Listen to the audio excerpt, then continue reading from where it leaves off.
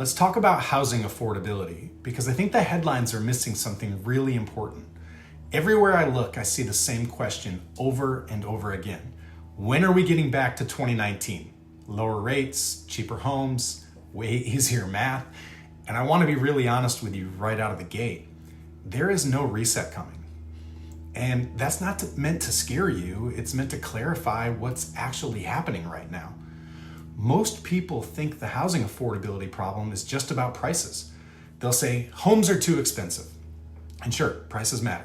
But affordability is really the interaction between three things: home prices, household incomes, and borrowing costs. And right now, borrowing costs are doing most of the damage. Unless something extreme happens, like a severe recession with major job losses, mortgage rates aren't going back to 3%. That era is over. And honestly, if rates did drop that fast, it would probably create a whole new set of problems anyway. Here's the part that does matter though, and this is where the story gets more interesting, to me at least. What we're seeing right now isn't a fix, it's stability. Rates are still higher than people want, but they're more predictable. Prices aren't crashing, but they're not skyrocketing either. Incomes are inching up. And that stability does something powerful. It gives people permission to act. And I can tell you this from firsthand experience. In just the first 6 days of this year, I've had more real buyer conversations than I typically do this early.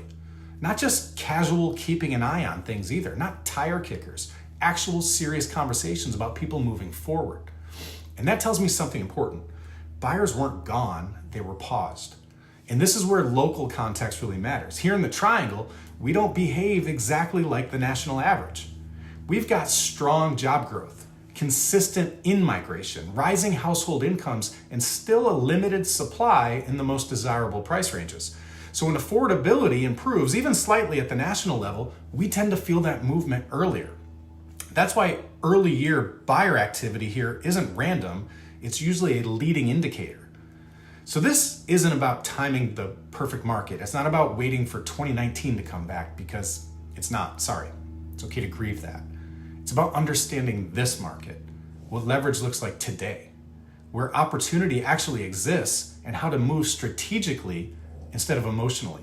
This market isn't broken, it's adjusting. And the people that take the time to understand that, especially early in the year, are usually the ones who move first.